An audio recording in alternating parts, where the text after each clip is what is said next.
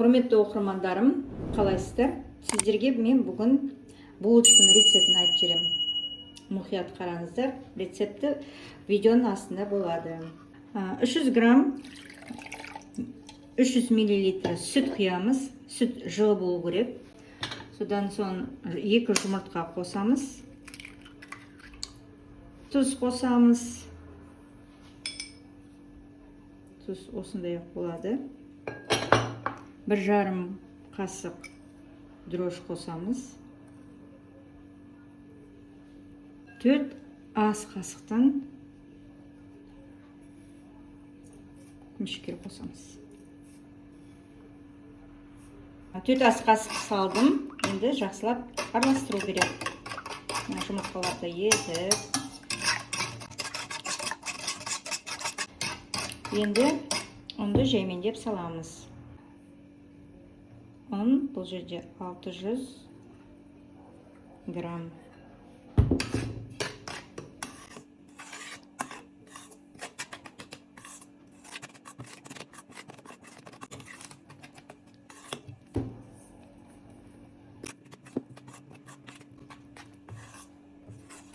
Үстіп қолмен илейміз. Бұдан соң осы майды қосамыз. Сары май 100 грамм қосамыз. Жақсылап илеу керек болады.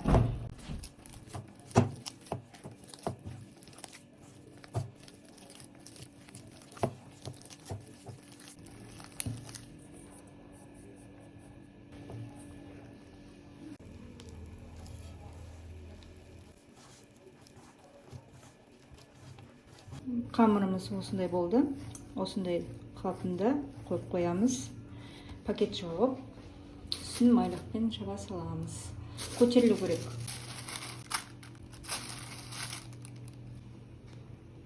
Қамырымыз ашыды. Енді 60 граммдан шығарамыз.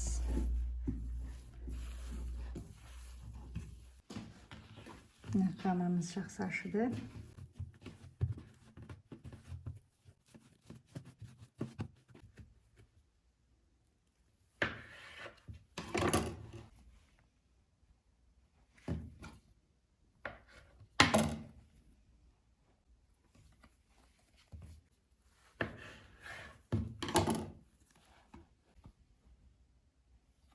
Осылай домалақтап қоясыңдар.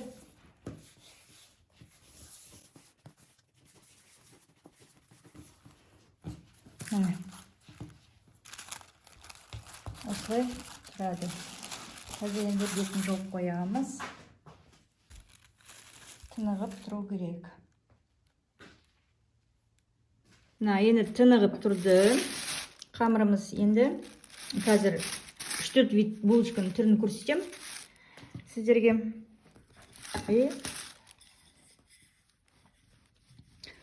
Қамырды былай 4 бұрышта қойып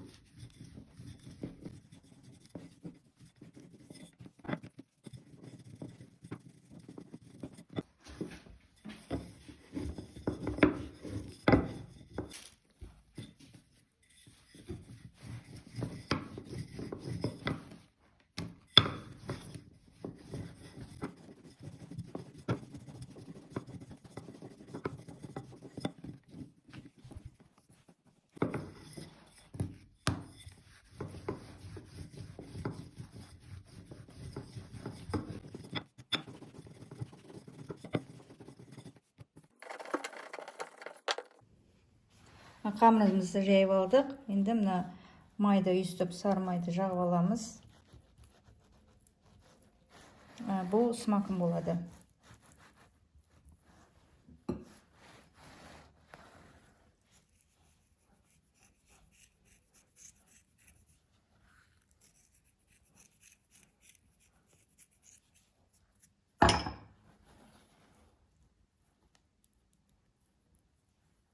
Үстіп.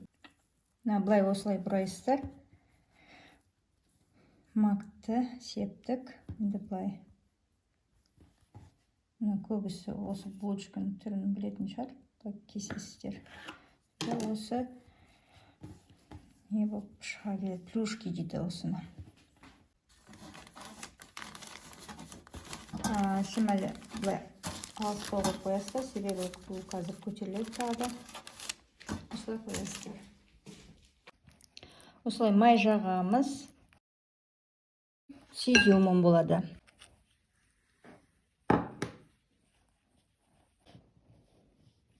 Изюмді алдын ала жылы суға қойып қоясыңдар, ыстық суға жібу үшін и таза болу үшін.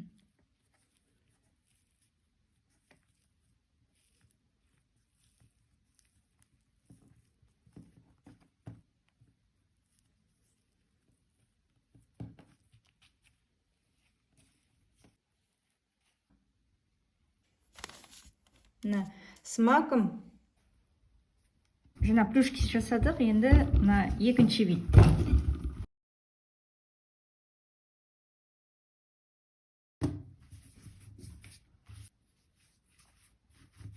Майды былай жағып қоясыңдар.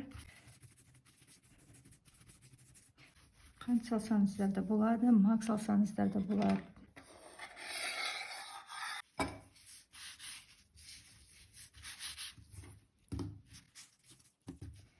И өйстіп орайсыздар.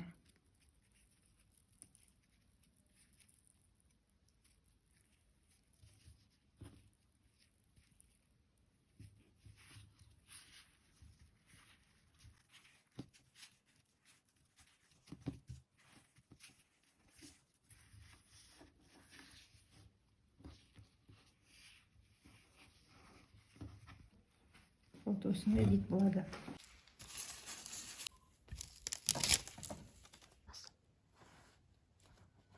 Жұмыртқа жағамыз. Пешті қосып қойдым мен қазір. 170 градуспен 30 минуттай пісіреміз.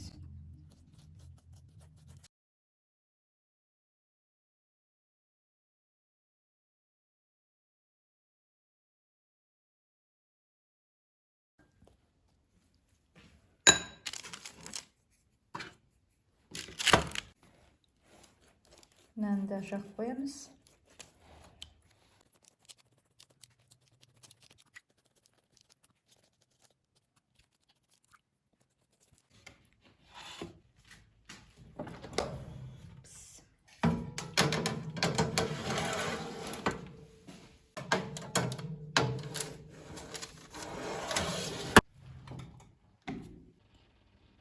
Жүз 180 градусқа қойып қоямыз. 35 минутқа. Пештен алдым, 30 минуттың ішінде пісті. Булочкалар түрлерінде көріп отырсыздар. Видеоның астында рецепті болады. Телеграм каналы ссылкасы бар, Инстаграм каналының ссылкасы бар. Тіркеліп отырыңыздар, комментарий жазып отырыңыздар. Құрметті оқырмандарым, келесі видеода кездескенше.